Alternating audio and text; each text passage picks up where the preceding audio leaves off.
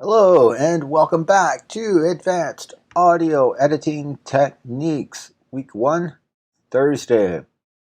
So on Monday's class, we went through the advanced editing with slip and shuffle and all of this basic stuff up here with the welcome, the Pro Tools shortcuts, um, live classes, of course, and archive classes.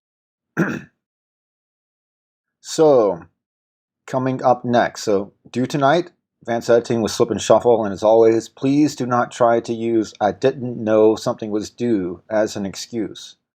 We do have a late policy. It's 20 points a day. So you can spare me the excuses and just submit things when you're ready and take the appropriate deduction.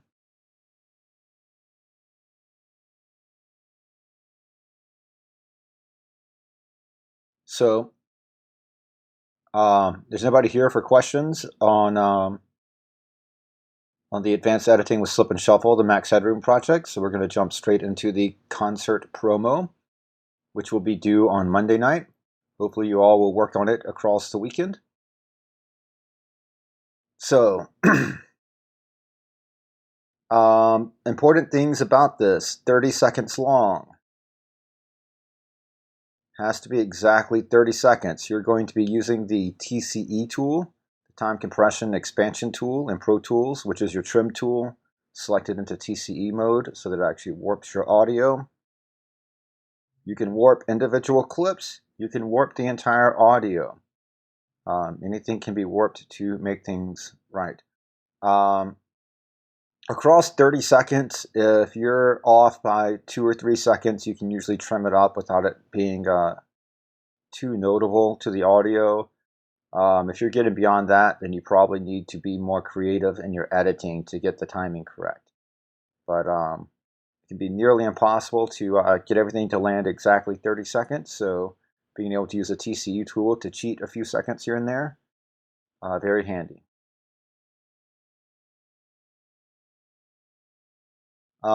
So you're going to record a voiceover. You don't have to record your own voice, and you're not being graded on the quality of your voice or the quality of your English language. Um, so don't worry about that. If your mic technique's bad, I will comment on that, but that is also not the focus of the grading. We're grading based on editing, but I would like you to know how to edit based on a raw vocal. So I want you to record the vocal in, and you're going to process it with Audio Suite, and then chop it and do more processing. Basically do all the stuff we were doing with the Max Headroom, only now you're going to do this in the context of a radio ad. So you're trying to sell something. Buy your tickets now, now, now. The greatest band ever. Things like that.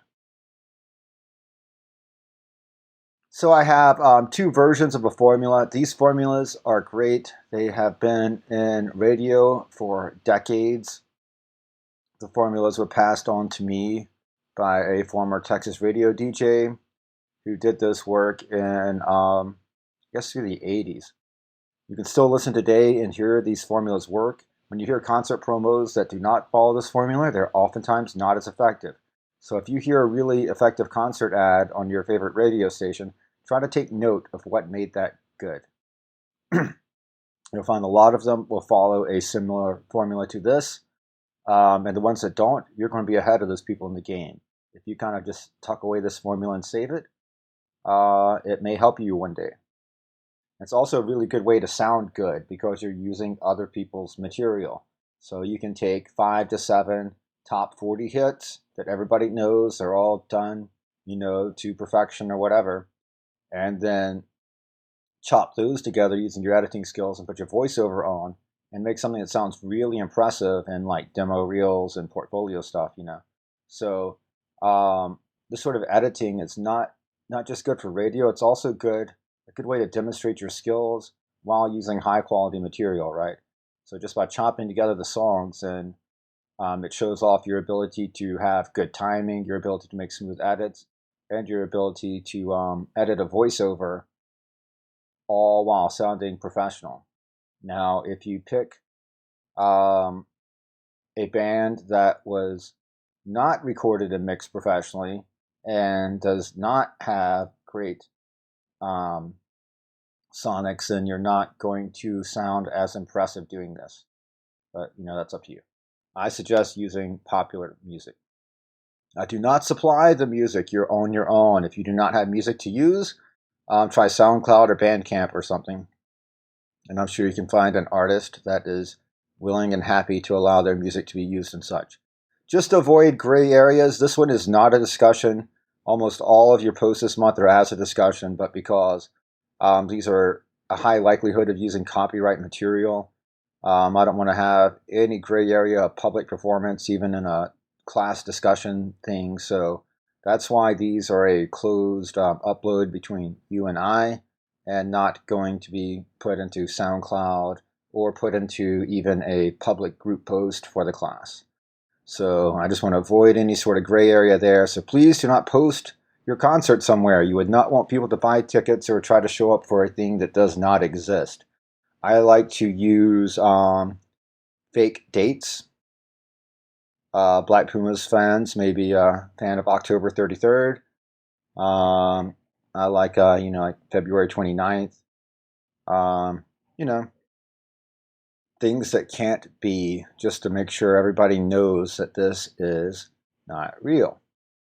This is an imagination concert, which, oddly enough, we have built such a place after I made this project. So unfortunately, they didn't call it the Imagination Arena. I thought that was a much better name. They called it the Fortress, which sounds a lot more daunting, and but it sounds cool.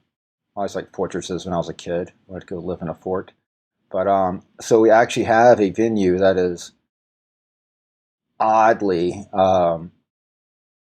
what I imagined when making up an imagination thing for this. So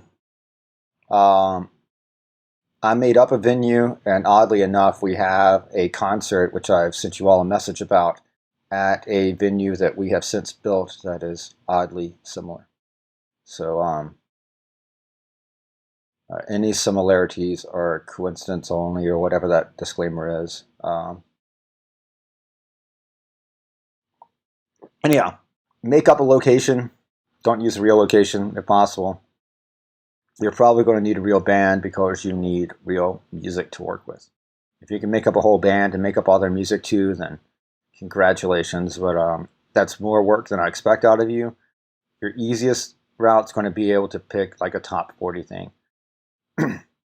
If you pick something with funky beats and rhythms, it will be easier to edit than things that don't have that, instrumentals and otherwise. So Michael Jackson may be easier to work with than Kenny G, right?